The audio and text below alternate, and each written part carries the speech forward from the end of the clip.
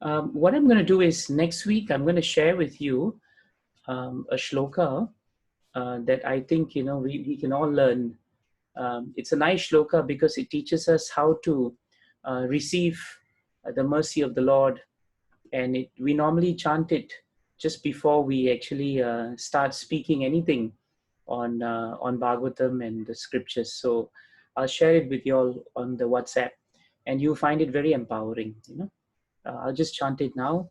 Om Ajnanatimirandasya Jnananjana Sharakaya Chakshurun Militam Yena Tasmaye Shri Guruve Namaha.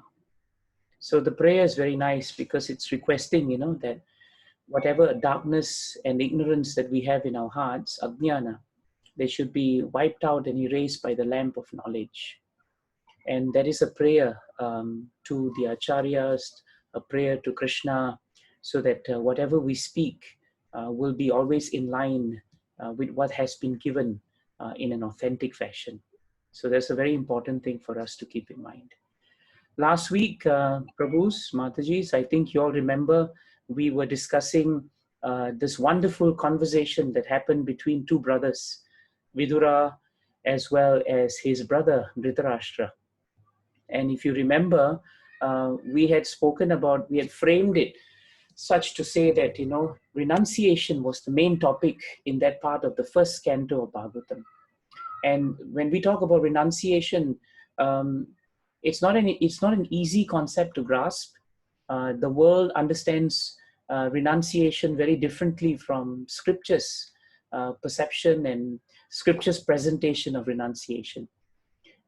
In last episode, between Vidura and Dhritarashtra, we saw how Vidura's renunciation before the Mahabharata war actually saved him from all the disturbances and the calamities. And he renounced a very difficult position when he was insulted and humiliated. But he didn't leave because he was insulted and humiliated.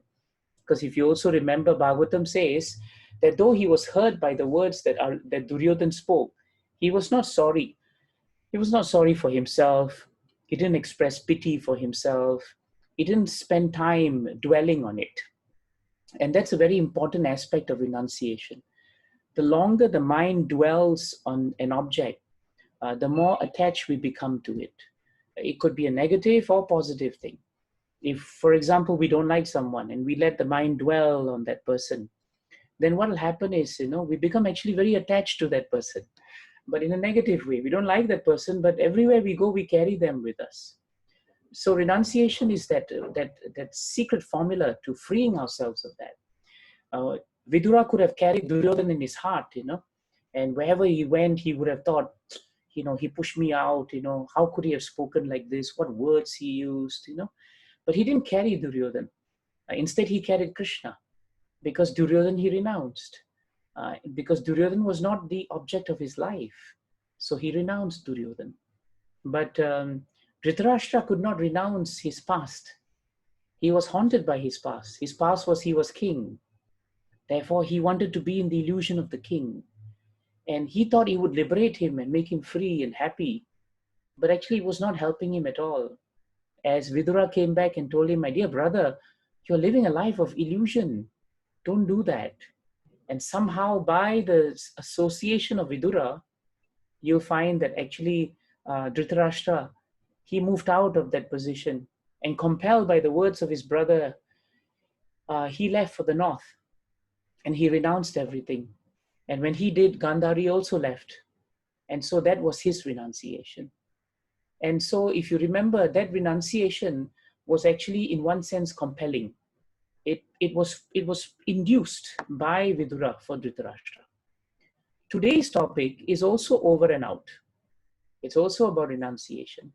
It also covers basically the same chapters actually. Chapter 13, but we do 2 more chapters after that. We do 14th chapter and 15th chapter. Because from 13, 14 and 15, we actually see renunciation. But this renunciation is very interesting. It's very positive. It's very empowering. And so let us try to understand what is this art of renunciation which is different from the one that Dhritarashtra did. And then we can have some takeaways and we can share some ideas. So today's renunciation is all about a voluntary renunciation. So that's one aspect of positive renunciation. It's voluntary. And it is very glorious because it is voluntary. And this renunciation came from Yudhishthir Maharaj. Yudhishthir Maharaj.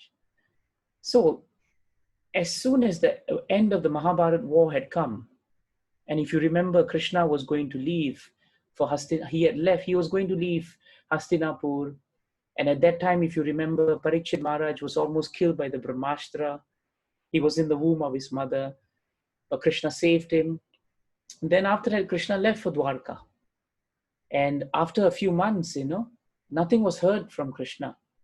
So Arjuna decided that he wanted to go to Dwarka Dham from Hastinapur to see his dearmost Lord and dear friend. So Arjuna traveled, from Hastinapur to Dwarka. And many months passed, Bhagavatam tells us, but he did not return. There was no news from him. Nothing was going on. And that bothered Yudhishthira Maharaj. He became quite anxious, actually. And then, to increase his anxiety, he began to see very disturbing omens in his kingdom. And these omens, did not speak well. They were foreboding. And they seemed to indicate that something inauspicious had happened. For example, Bhagavatam tells us, there were a lot of jackals that were howling all the time in the kingdom. Donkeys, kept braying and braying. Animals were afraid. Cows were not giving milk as they used to. The skies were always dark. The sun was never out. So all these are considered to be signs that something has happened or that something is deteriorating. And so because Krishna had gone to Dwarka and because Kali was already coming into that age, he began to sense, Yudhishthira Maharaj began to sense, that something bad was going to happen. At the same time, practically speaking, as he traveled in the kingdom, he realized that though the Pandavas were running the kingdom very nicely, but there was an element of deteriorating morality. People's morals in the Satya Yuga, Treta Yuga were very powerful. But as time went, he began to realize that they were quarreling more.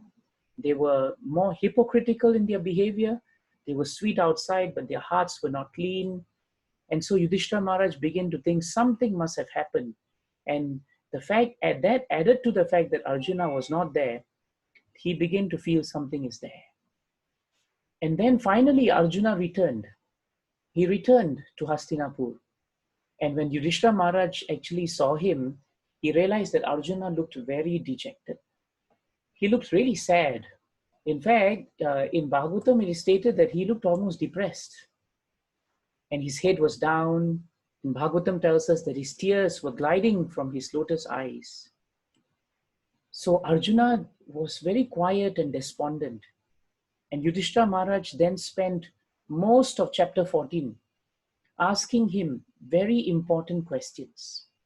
He asked him questions that if we really study carefully, we will understand that these are the questions we should ask ourselves whenever we feel dejection and depression. Because in the questions that he asked are actually the reasons why the living entities are liable to feel depressed and dejected in this world. Now, I may have aroused your curiosity, about what are the causes of dejection and depression in this world. It's not the topic today, but rest assured, next week, we will spend an entire time, right? Next week's time will be the causes of dejection and depression as stated by Bhagavatam through Yudhishthira Maharaj. And you'll find it extremely practical and amazing, and how relevant and powerful it is actually. But that is for next week. I'm advertising for next week. But now, right now, we're back to renunciation, okay? So Yudhishthira Maharaj asked Arjuna, did something happen to you here? Did something happen to you there? And like that, he kept asking. And finally, after asking all those questions, Yudhishthira Maharaj heard from Arjuna that the Supreme Lord Krishna himself had decided to wind down and wind up his pastimes on earth, and that he had finished all that he had came for, and he was ascending back to his eternal his eternal abode, Golok Vrindavan. And not only was the Lord leaving, not only had the Lord left, but actually all the members of his dynasty who were supposed to be his relatives, the Yadu dynasty, they also, by Krishna's arrangement, by his arrangement, they actually fought each other. It appeared like they were all killing each other. But it was time for that dynasty also to wind itself up. Because Krishna realized that if this Yadu dynasty also stayed on in Kali Yuga, because they are so powerful, they would also misuse their power and they would also become a burden to Bhumi Devi. Krishna was a great protector of Bhumi Devi. And she never wanted Bhumi Devi to be unnecessarily burdened. So when he wound up his pastimes, Bhagavatam tells us all his eternal associates who came to this world when he came, by his arrangement, they also wiped themselves out in the dynasty and they also ascended along with Krishna. Now, we are going to go into a very sweet part of this chapter today. I've actually reproduced for you a beautiful verse that actually Arjuna is speaking. Imagine the scene. Arjuna comes back into the palace and his face is dejected and his heart is down. After repeated queries, Yudhishthira Maharaj finally finds out the shocking news that Krishna, the whole and soul of the Pandavas, had done what he had done in this world, and he had actually renounced this world. Renunciation is considered one of the opulences of Krishna. There's beauty, wealth, knowledge, fame. All these are his opulences. Strength, there are 5, and plus 1. His greatest opulence is his opulence of renunciation. Krishna, when he finished his work here, he did not linger. He decided that he had done enough, so he renounced. He left this world. So then when he left, there was only now the Pandavas, because they were the great devotees who were eternally close to Krishna. So now Arjuna is reminiscing. He's remembering the time that he spent with his friend. And so in this verse, this verse gives us a glimpse of how close Arjuna and Krishna were. He says, generally, both of us used to live together. We slept together. We sat together. We loitered together. And sometimes I advertised, how powerful and strong I was. But if sometimes what I said was not right, if it was irregular, the Lord would be like a friend, who would say, hey, my friend, you're very truthful. But actually he was being sarcastic because he knew I was exaggerating. And then Arjuna says, in those hours, I minimized his value. I took him for granted that he's just a friend. But I did not realize that he was the supreme soul. And even though I had so many, talks which were casual with him, he tolerated me. He tolerated whatever I spoke. And he excused me just like a real friend will always excuse another friend. In Shastras it's stated, genuine friendship means two friends may disagree very greatly in some things. They may be hurt by each other, but they always excuse each other because the value for each other exceeds whatever problems they may have. And so Arjuna says, just like a true friend excuses his true friend, and just like a father excuses his son, Krishna, my dear Lord, he always was there for me. But very often, I took him for granted. So even though Arjuna left Dwarka, and even though Krishna had left this material world, Arjuna was actually very fixed in remembering Krishna.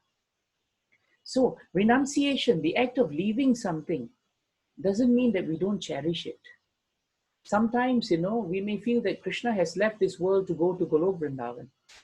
But it doesn't mean we have renounced him and he has renounced us.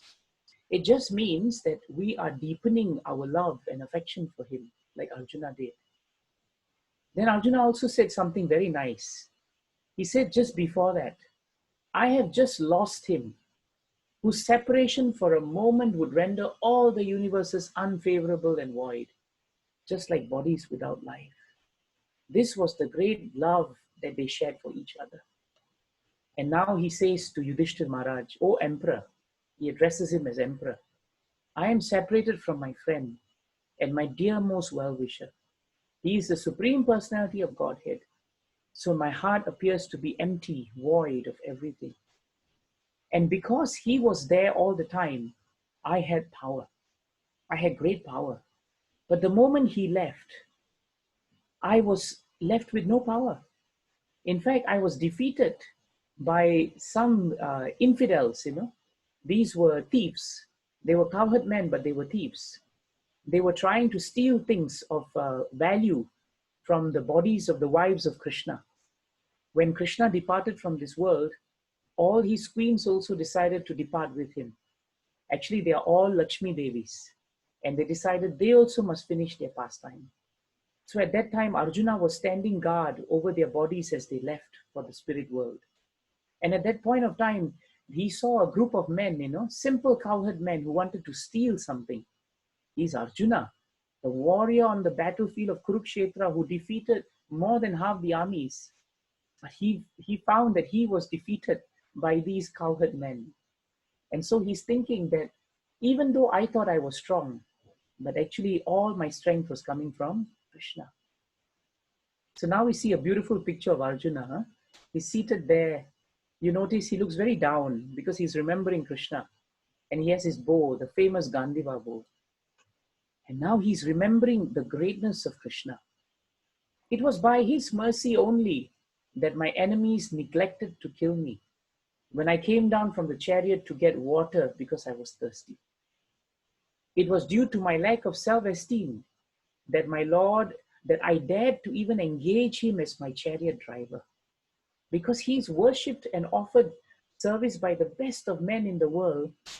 But how dare I actually engage him as a chariot driver?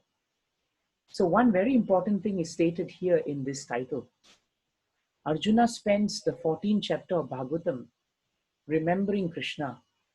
And in his remembrance of Krishna, he is expressing his gratitude to the Lord. He's expressing gratitude. He's saying that I may be very strong, but Krishna was the one who made me strong. He's saying that it was his mercy that even in the middle of the battle, I came down to drink water, but Krishna created an illusion and I could not be seen. And so I was allowed to drink water. And then he's lamenting, how could I have actually asked the Supreme Lord of the universe to become my charioteer? That is actually in Shastras known as the renunciation of Krishna. It's known as the renunciation of Krishna.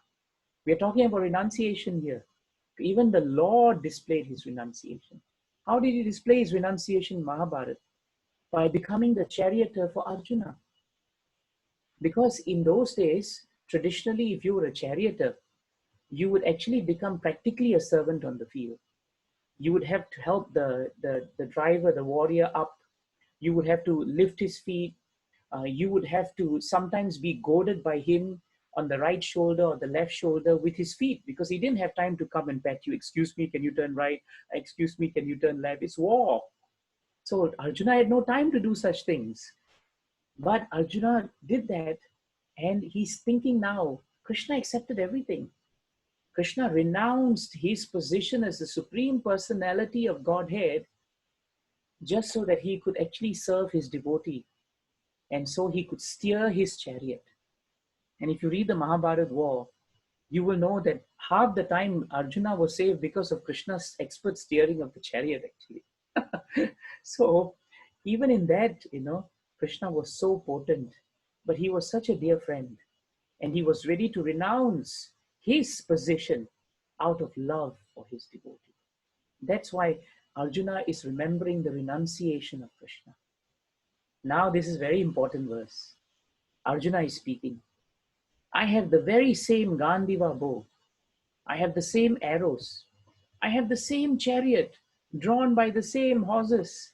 And I use them as the same Arjuna, to whom all the kings offered their due respect.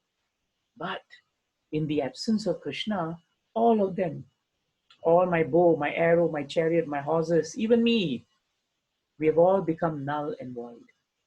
It's just like you offer clarified butter, ghee, on ash. No value. Fire is gone. It's just like you accumulate you accumulate money with a magic wand. It's illusion. Or you have a barren land and you sow seeds. The land is barren. No seed is going to grow.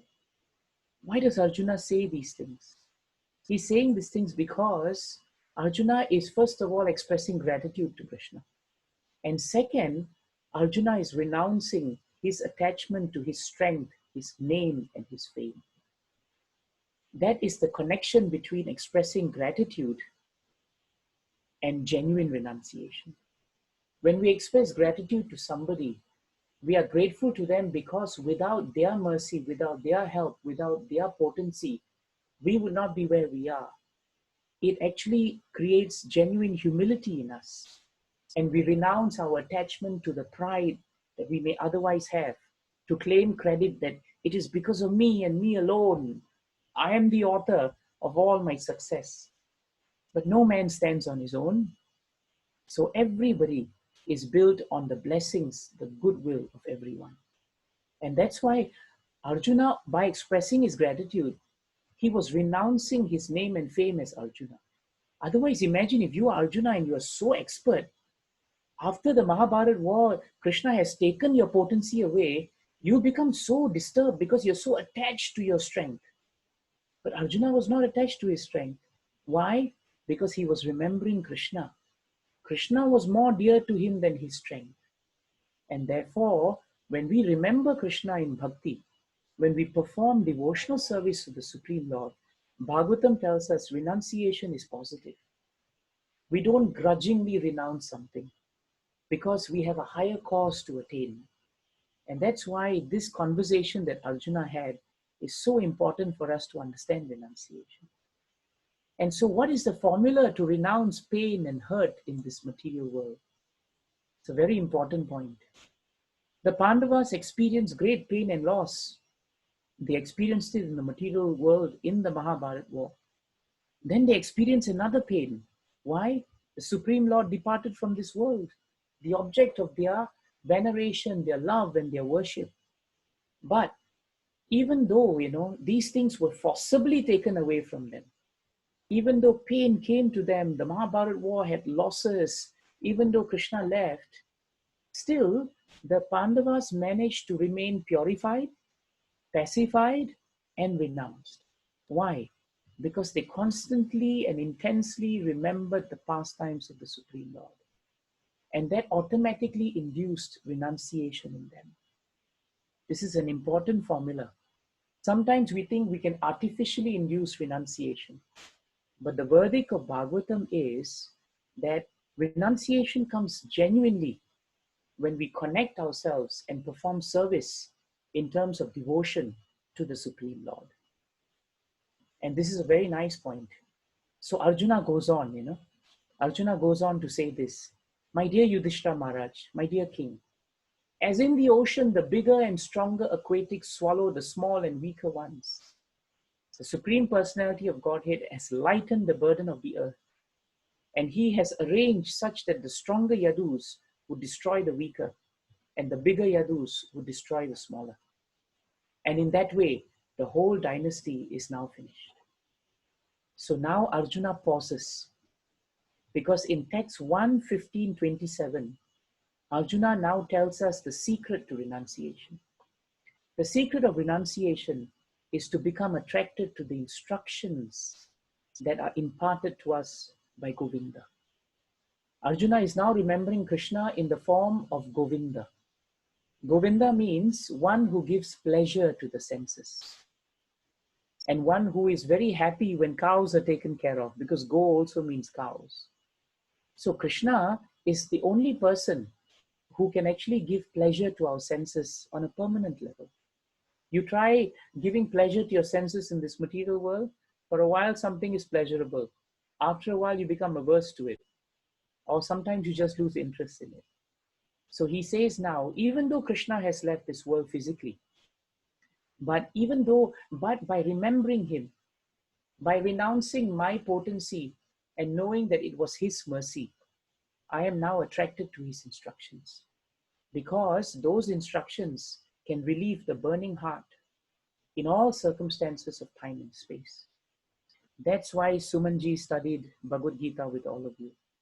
Because Bhagavad Gita is so powerful that it has the knowledge, and when you act on the knowledge, it has the capacity to relieve anybody's heart of any pain in any time and any place.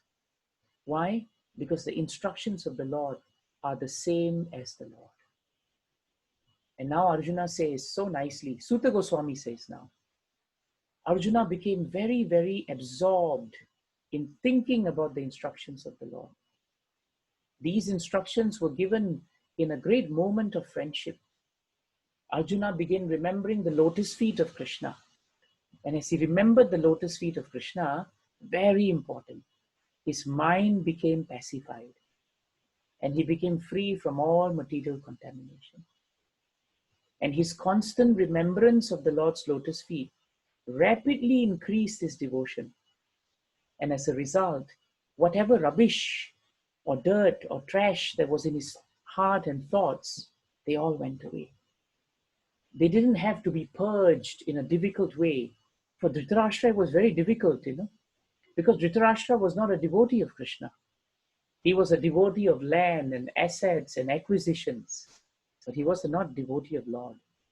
Arjuna's renunciation of the world was easier because his thoughts were constantly on Krishna. And those thoughts on Krishna rapidly increased his love for the Lord. So automatically, when there is love for Krishna and when devotion fills the heart, then lust, anger, greed, all this trash, they subside from us. So very nicely it is stated, just for a while when Arjuna came back to see Yudhishthir Maharaj, when he looked very sad and dejected, one may say that, oh, he's a devotee. How could he become so sad and dejected? It is nicely stated in 1:15:13 that because Arjuna was so acutely feeling the absence of the Lord, it appeared as if he forgot the instructions. But factually, it was not the case. And again, as he remembered the instructions of the Lord, he became Lord of his senses because he was remembering Krishna. So, while we are discussing so much about this wonderful exchange and the remembrance of Arjuna, you must remember that he was speaking all this in front of Yudhishthir Maharaj.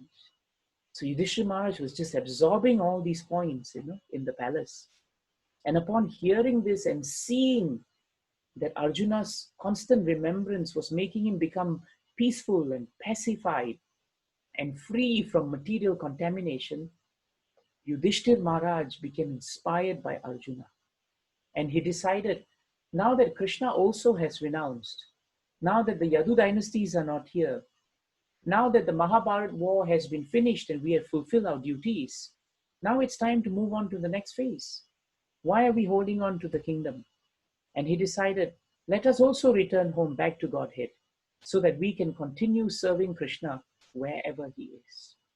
And that is how Yudhishthira Maharaj began to feel renunciation in his heart. And how did he renounce his kingdom? This is a very important point. Did he just walk away and then his whole kingdom would be gone because there was no responsibility, no succession planning, nothing?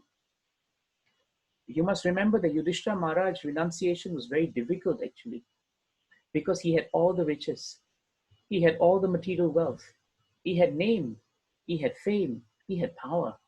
Nobody was to his equal.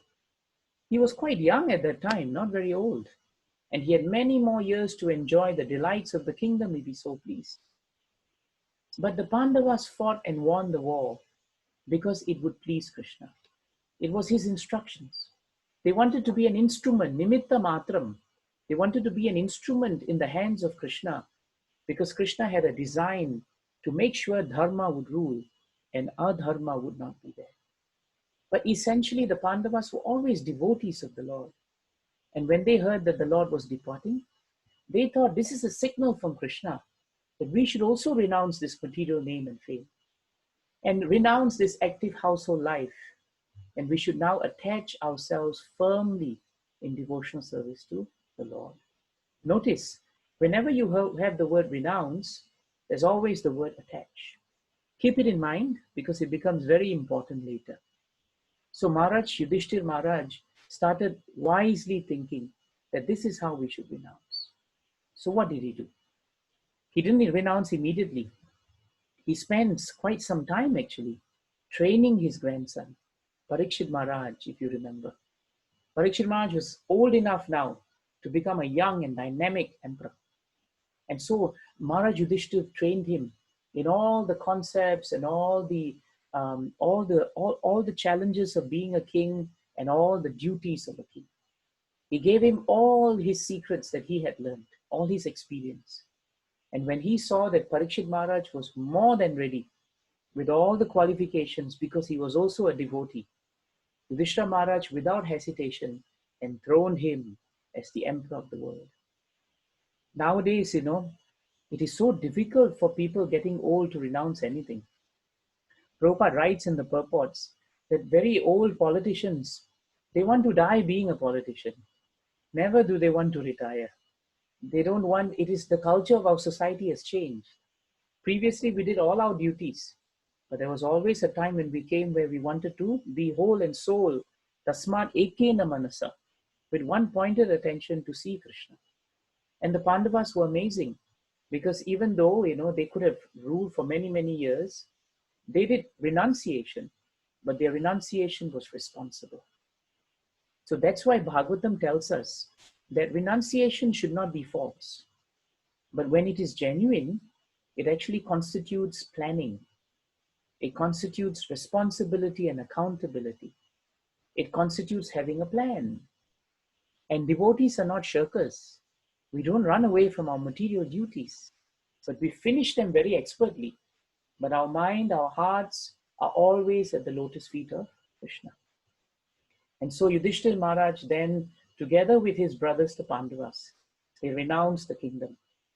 But the beauty is, as the saying goes, they did not renounce their kingdom when their plate was empty. When your plate is empty and you ask for more second helpings and nothing is coming, then you'll say, okay, I renounce my meal and I walk away. Because there's nothing there then. But when you have your full plate, and at the moment when your plate is full and you renounce it, that means you're really not attached to the plate and its contents. So genuine renunciation is when everything is ready and available for us, but we have a higher taste. And we have done what we can to ensure what we leave continues in a responsible manner. So Bhagavatam is very practical scripture. It never tells us to leave something in an irresponsible and unaccountable manner. And the Pandavas were good examples of it. Yudhishthira Maharaj and the Pandavas gave up their garments, their belts, precious ornaments, whatever from the royal treasury. And Mahabharata tells us, Bhagavatam specifically, they became completely disinterested and unattached to everything. And this is another verse from that beautiful chapter. Maharaj Yudhishthira decided to dress himself in torn clothing, because it didn't really matter whether they were torn or they were loose, but these were just second-hand clothing that he got. And so he gave up eating all solid foods. He decided now to withdraw his senses, so he appeared to be dumb. He started growing his hair long and it was loose because he was not attached to his appearance. All this combined to make him look like an urchin or a madman with no occupation. And sometimes it is stated in scriptures that some of these renowned souls look like that so that people will not come and disturb them because people would rather avoid them.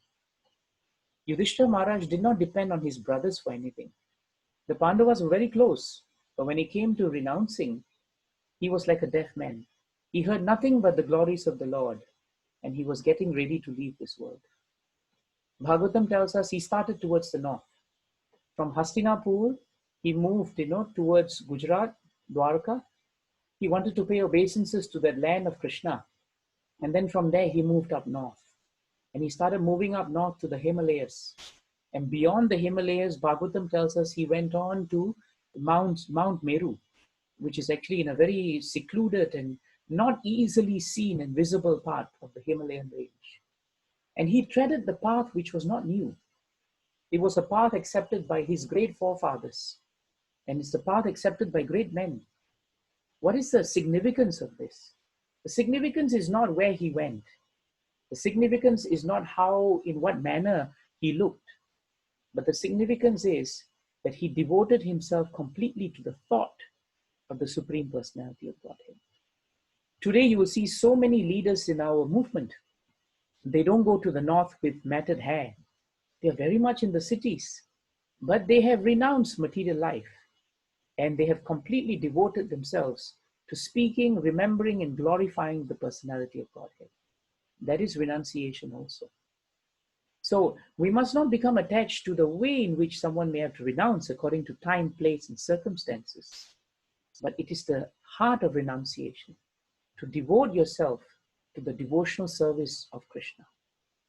Because Yudhishthira Maharaj was the eldest, the beauty is all the others saw him as an example.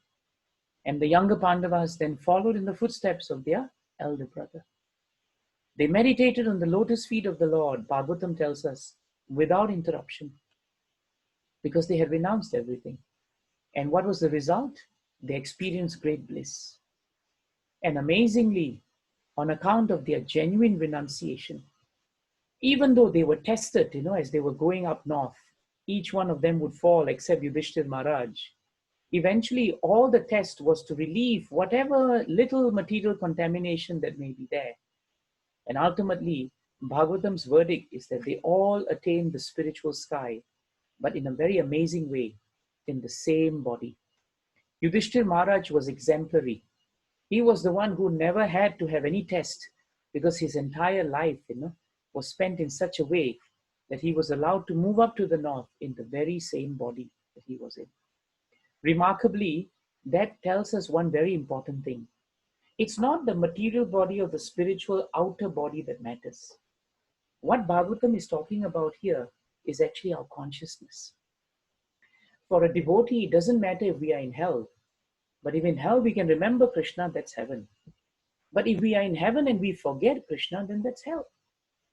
So actually, God consciousness is really a state of being, and that is the true meaning of renunciation. Genuine renunciates don't make a show of renunciation, but they are very detached, even though they appear to mingle with everything. And that is how the Pandavas were, even when they lived in the world. They were not attached to their sufferings for 13 years. They renounced their sufferings because they remembered Krishna. And when they got the kingdom, they were not attached to the kingdom either. They renounced the kingdom because they were attached to Krishna. So you see, either in aversion or the possibility of attachment, both ways it was not important to them. Aversion and attraction was not important because the only thing they were attached to was their devotional service. Now what did Draupadi do? Draupadi saw her husbands, and the words Bhagavatam uses is very interesting. Draupadi saw her husbands and without caring for her, meaning when the Pandavas started walking, they started walking. They made everyone know, including Draupadi, but they started moving. And when they moved, they did not look back. And so Draupadi realized that the time for renunciation had come. She was the greatest devotee of Vasudeva. She had direct connection with Krishna in all the Leelas of Krishna in Mahabharata. So she and the sister of Krishna, Subhadra, they became very absorbed in the thoughts of Krishna. And they attained the same position of remembrance, just like their husbands did. This purport that Prabhupada gives is very important for us. That's why I thought we should put it up. Our sastras talk a lot about detachment. And this is why it is important. When flying an airplane, one cannot take care of other planes. Everyone has to take care of his own plane. And if there is any danger, no other plane can help another in that condition. Similarly, at the end of life, when one has to go back home, back to Godhead, everyone has to take care of himself without help rendered by another. The help is, however, offered on the ground before we fly in space. Similarly, the spiritual master, the father, the mother, the relatives, the husbands, others, they can all render help during one's pastime, one's lifetime. But while crossing the sea, one has to take care of himself and utilize the instructions formally received. Draupadi had 5 husbands. No one asked Draupadi to come. Draupadi had to take care of herself without waiting for her great husbands. And because she was already trained, she at once took to concentration upon the lotus feet of Lord Vasudeva Krishna. The wives of Krishna, the wives also got the same results as their husbands in the same manner. That is to say, without changing their bodies, they reached the destination of Godhead. Srila Vishwanath Chakravarti Thakur suggests that both Draupadi and Subhadra, although her name is not mentioned herein, got the same result. None of them had to quit the body. Why? Because they constantly were absorbed in remembrance of Krishna. So this purport encapsulates why renunciation is important. When we accept that we have come into the world alone, then we learn to accept that we will leave the world alone.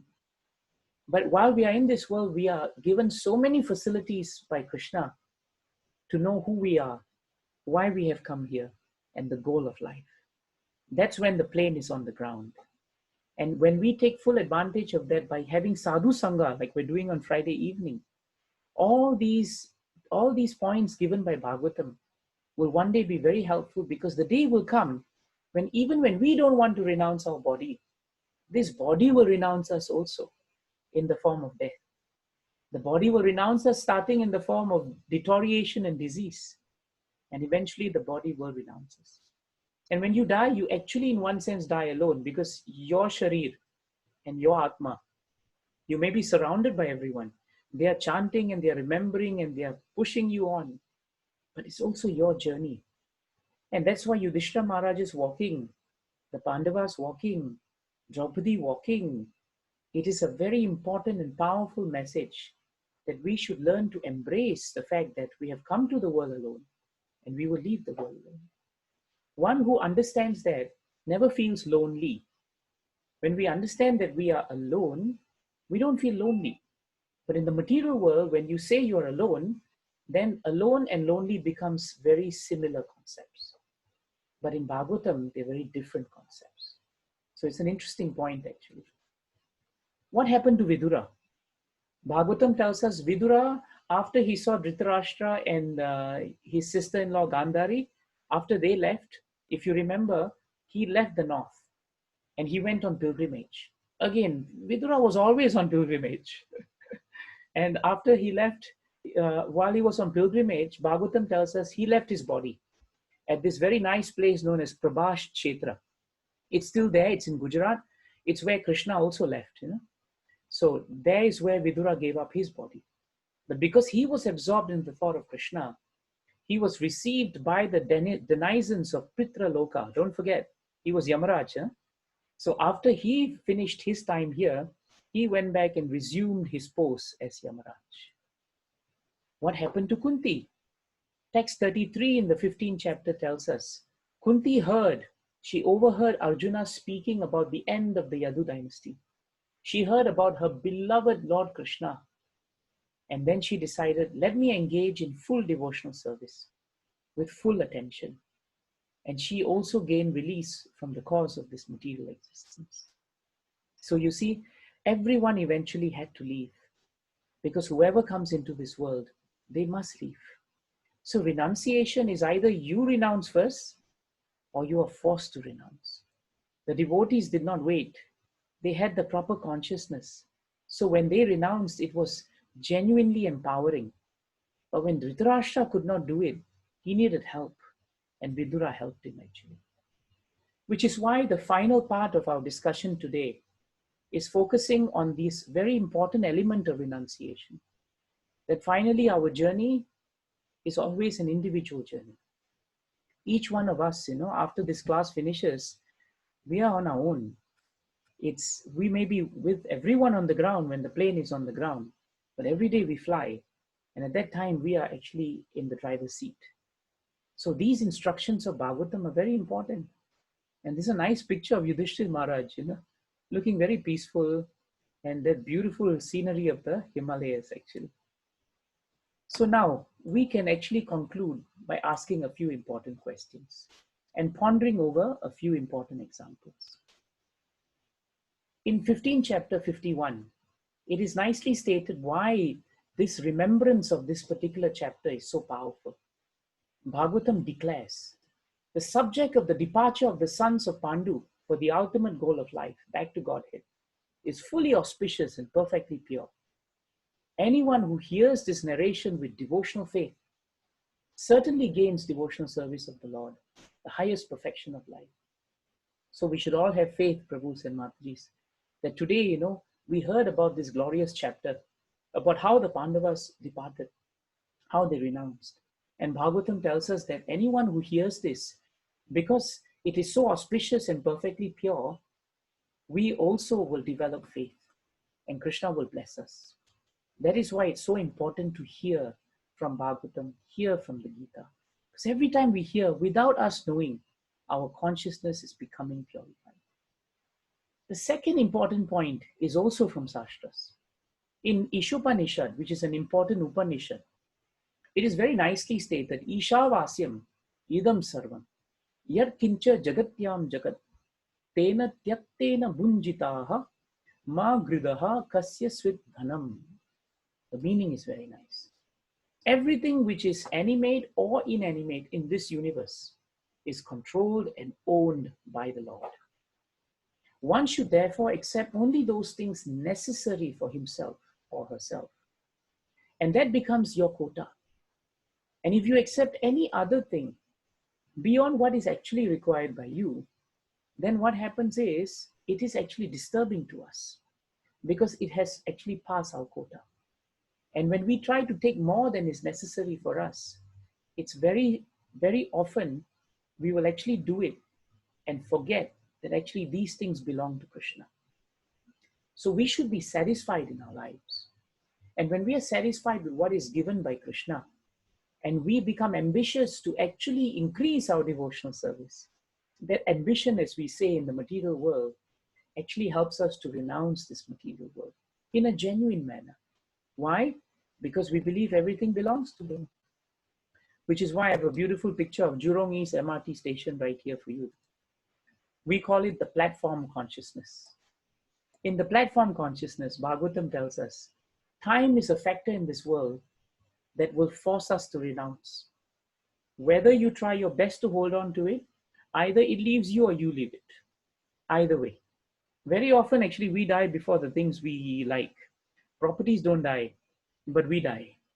So time is a factor that is always running against us. But for a devotee, nothing in this world belongs to us. And we have faith that everything is coming from Krishna. Arjuna had faith that the power of his Gandiva bow came from Krishna. So at the right time, it was activated.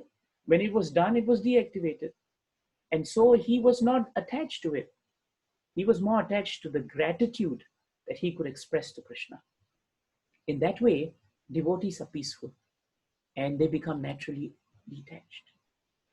This is known as what we call the caretaker mentality or the train platform philosophy. The caretaker mentality is you have a caretaker in a house. He's a domestic helper or a caretaker.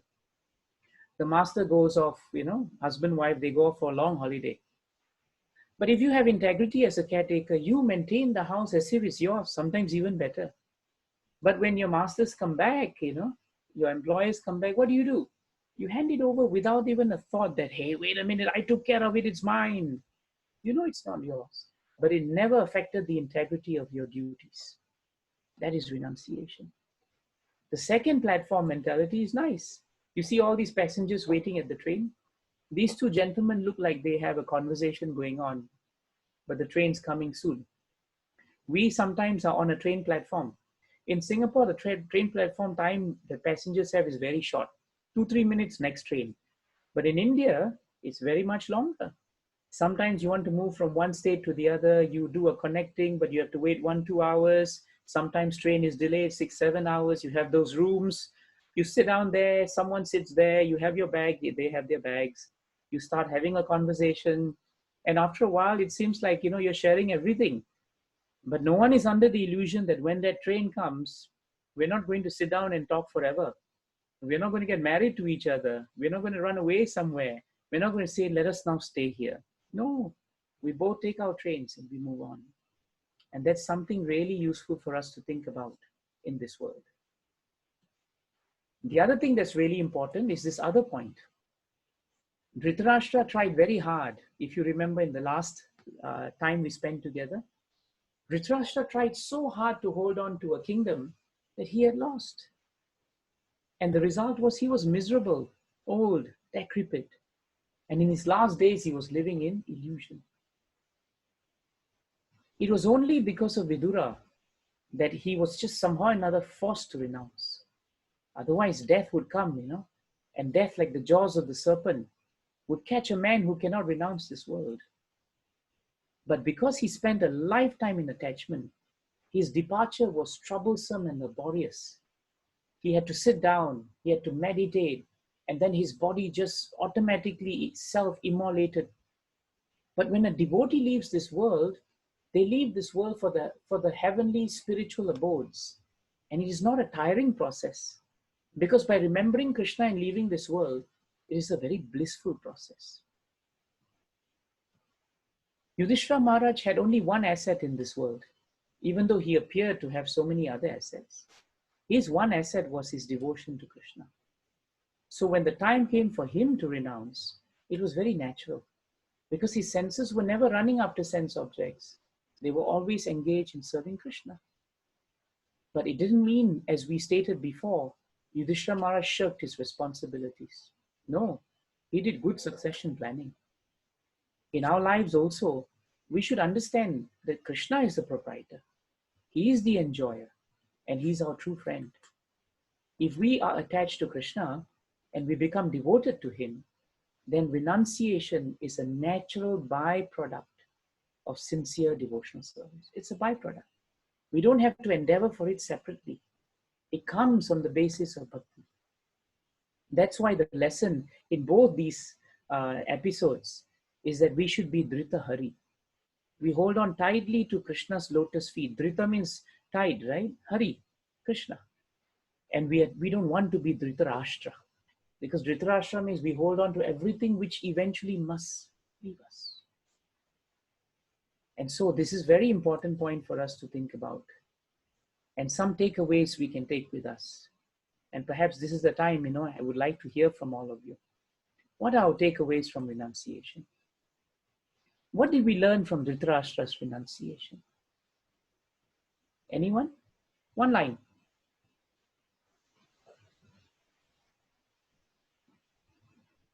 What do you remember from Dhritarashtra? Yes?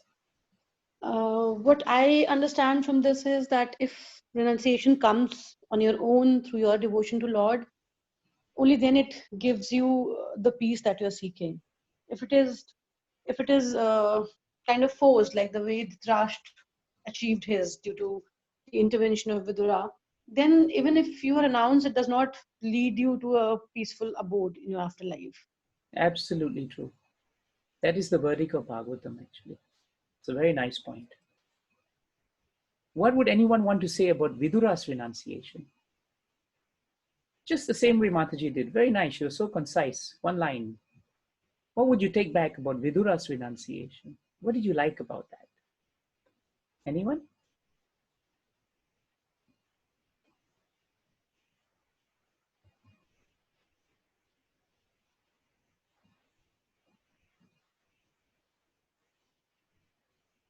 What I like personally about Vidura's renunciation was that he was not sorry for the pain that was afflicted on him. And I find sometimes in this world, when we have a lot of self-pity for ourselves, we don't grow. We actually are not empowered. And this self-pity becomes a disease, And instead of allowing us to become our real potential, we actually stifle ourselves. Bhagavatam is so sensitive to that point that even the question of not feeling sorry for ourselves and instead moving on and being constructive and seeing things positively is so important.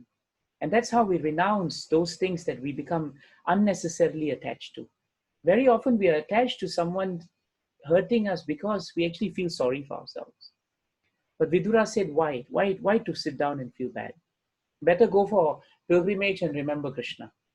Then he came to the brothers' rescue. And after that, did he sit back and mourn? No. Again, he went for pilgrimage. So his renunciation is very delightful, actually. Arjuna's renunciation. Anyone wants to pitch in on Arjuna's renunciation? What was his renunciation about? His renunciation. Yes, yes, please. I think Arjuna never had anything to renounce, because his mode of devotion was always that sakhyam, which is basically the friendly bhav.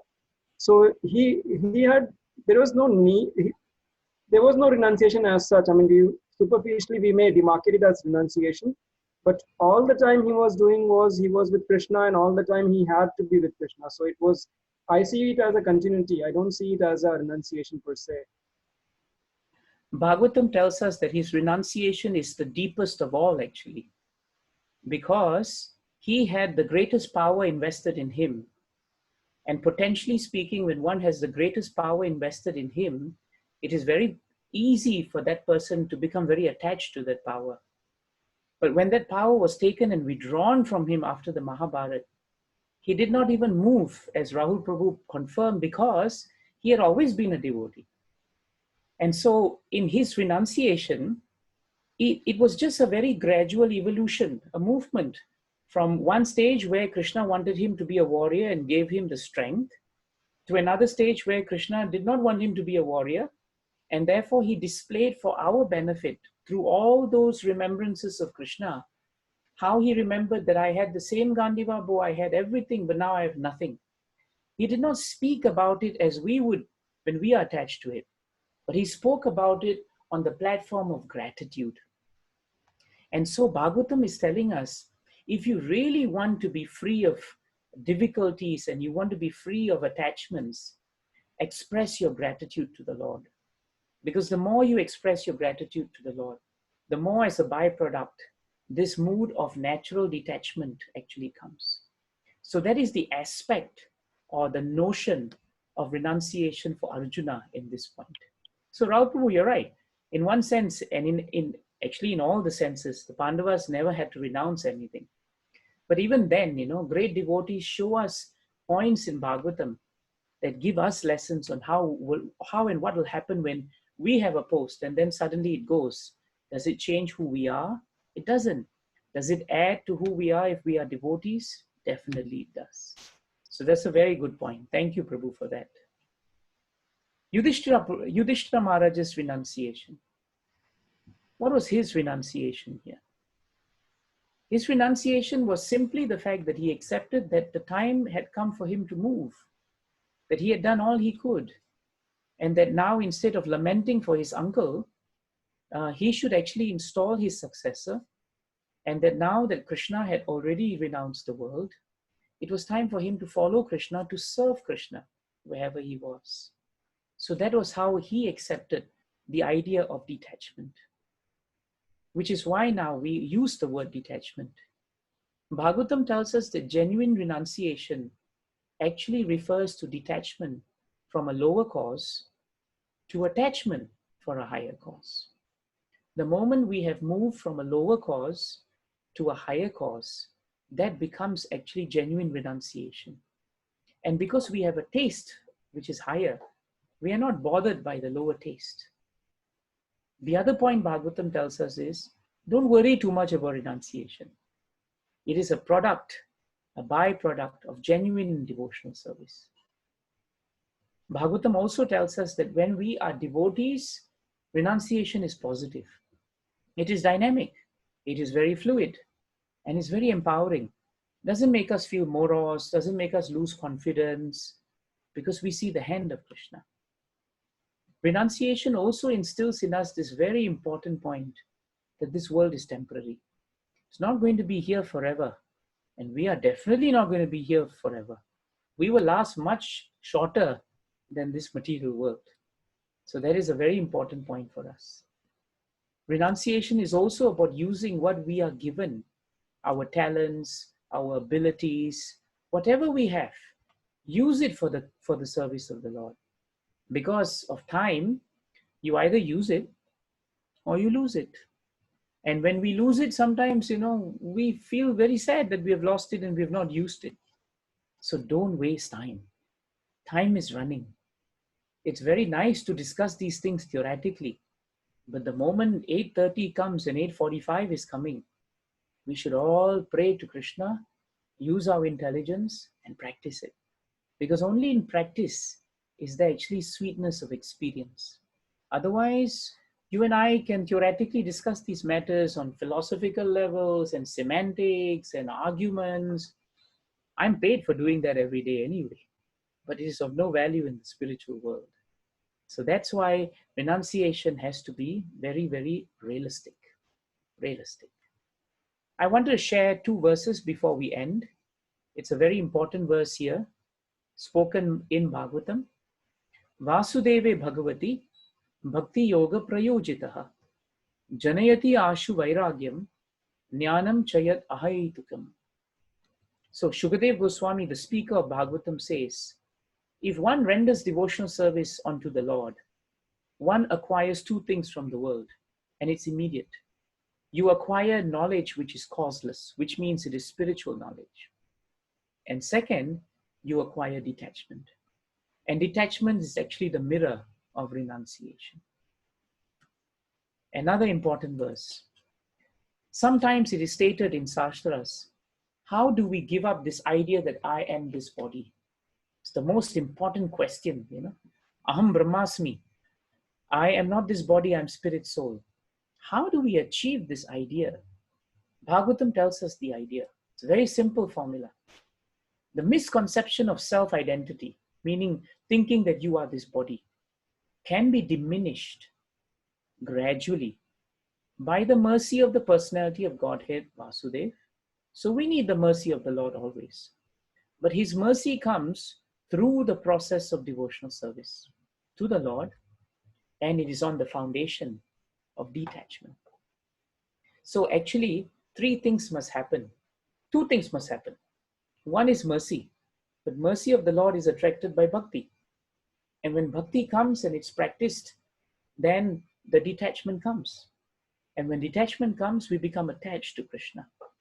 And in that way, no matter what happens in this world, it is the experience of great Vaishnavas and great devotees around the world that actually when we perform nice devotional service, looking at this beautiful, beautiful form of the Lord, then no matter what happens in this world, whatever that leaves, whatever that lives with us, whatever that we have to leave, Krishna gives us the strength by which we can come to him actually.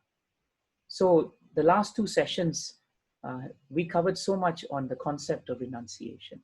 It's a very broad concept, In one sense, we don't renounce anything as we stated because everything belongs to Krishna. But it's easy to say that theoretically, but in our behavior, very often it's not the case. And that's why we discuss renunciation, because Bhagavatam doesn't tell you a high-flown concept which you can't deal with. It shows you different ways in which we can view renunciation, different ways we can understand how and what it means actually. And tomorrow, if you introspect your own life, you can start drawing up a list of things that you find that you are actually attached to, and maybe a list of things that you find that you are detached from. Study them and find out how much you are attached to the Lord. And as long as we build up that attachment to the Lord, then you find the rest of the things fall in place. We don't artificially renounce something, but renunciation means to use something, to use it in his favor. If you have good speaking capacity, don't renounce it. Use it to speak about Krishna. If you have singing ability, don't discard it. Use it. Use it in the service of Krishna. Someone cooks very nice prasadam, don't worry. Instead of cooking for our own tongue, we cook for the Lord. And in that way, we become naturally renounced. Thank you very much for your time. Are there any points you want to bring up? Some takeaways you want to share? Can I chip in? Yes, Prabhu, please. So I think most people in the group know that Suman Prabhu and Mansi Mataji are leaving. So in some sense, they are renouncing us, but yet they are going to be with us. So why don't, if they are on the platform, if they can hear me, if there is anything that they would like to say to us, I'll be very happy to hear from them. I think it's a very appropriate thing. Hare Krishna.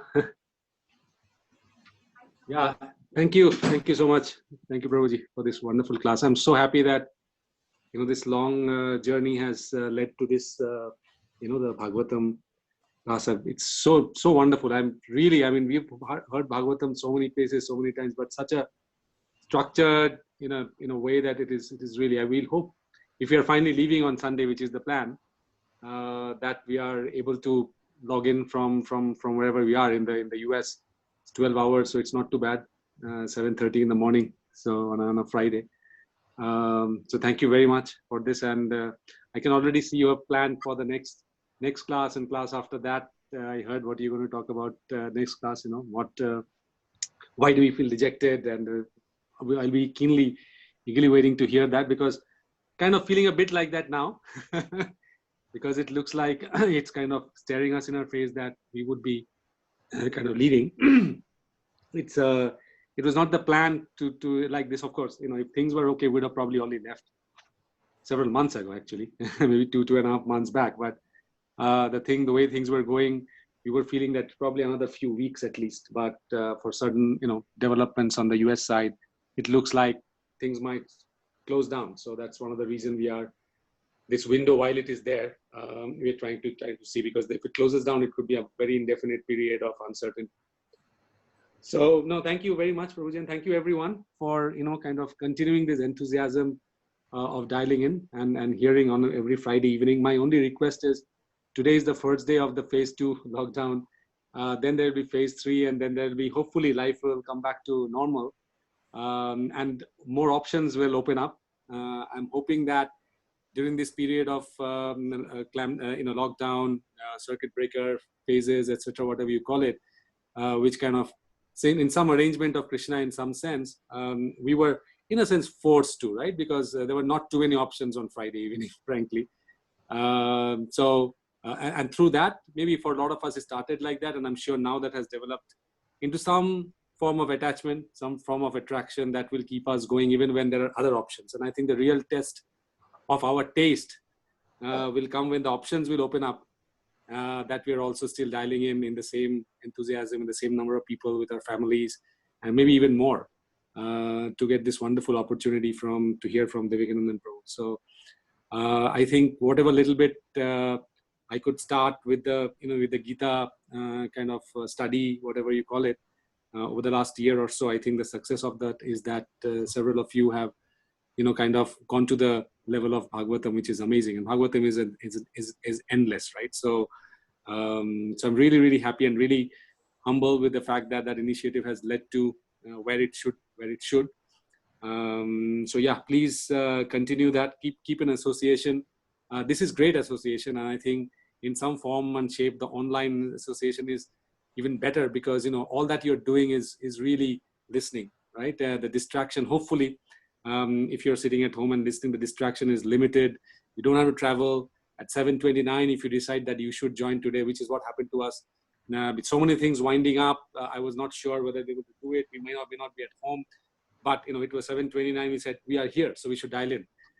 So that's great. So that's the online benefit. So let's keep it that way. So Prabhuji, Devakinandan Prabhu will get also very busy, I'm sure, when things start gradually opening up. I'm also hoping and praying that he can continue to dedicate and devote the amount of time that which he's able to do. I think it is knowing his schedule and knowing the demand that people have on his time. I still think we are fortunate to have reasonably a disproportionate amount of his time once a week. He was initially thinking once a month, probably.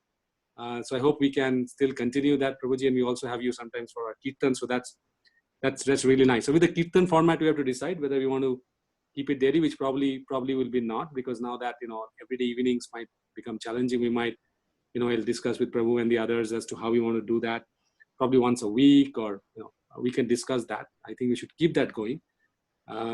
So this is really, really nice. So I really one more time want to thank everyone. If I can't get to talk to every one of you in the coming days, really the association that we've enjoyed, we're exactly completing 10 years in Singapore in about a month or so.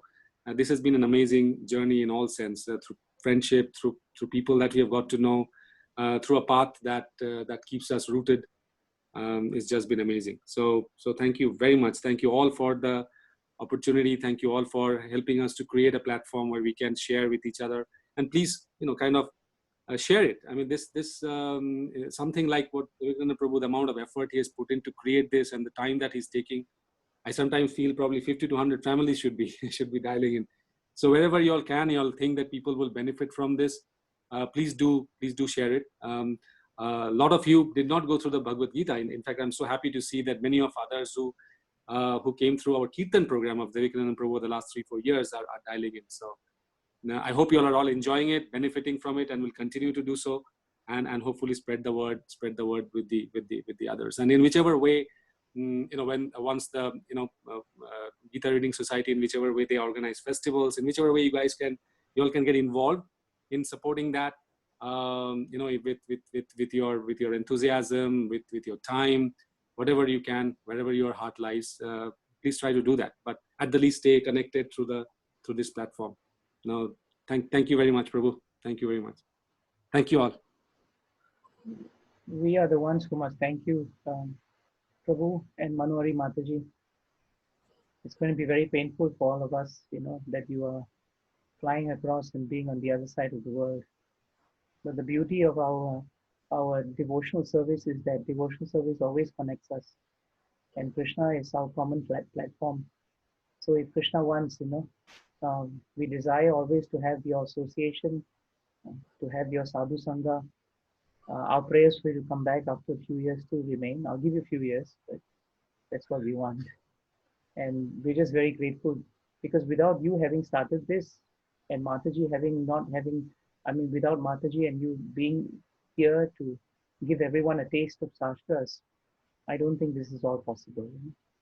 So I think if our love for you is to be expressed in the right way, Prabhu, Mataji, then it should be that we are committed to continuing studying for the pleasure of the Lord and studying for the pleasure of His devotees.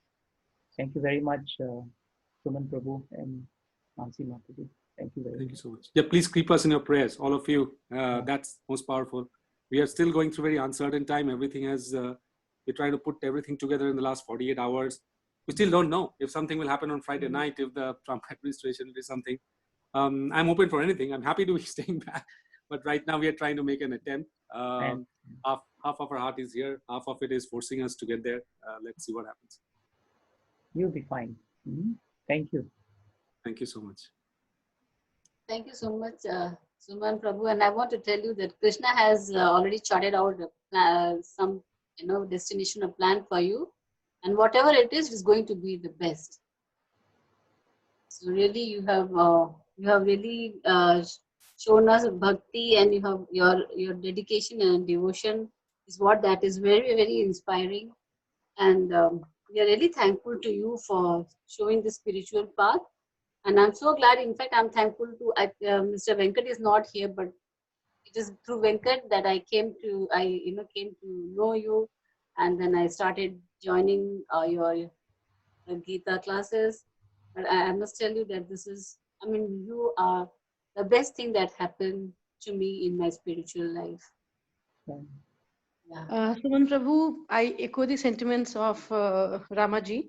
I will claim that, you are my first guru in this journey. I never ever, even tried to listen to anyone, but Rahul asked me to come to your session, and it was really, really very good. I am hooked to it because of the way you taught and the way you led on this journey.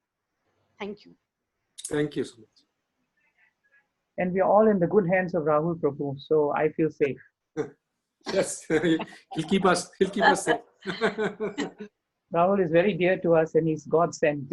So seriously, we know that we are very inspired that he's here, and I know with him there, he'll keep me moving in the right way, and I just know he has the right balance just to keep everything going. So couldn't have a better person to run this, Prabhu. Thank you. Absolutely. Thank you, Rahul. Absolutely. Everything, that we did, my enthusiasm also to continue that was because of him. And I think he's kept his enthusiasm keeps him going. Thank you, Rahul. Thank you very much. You've been like really the glue.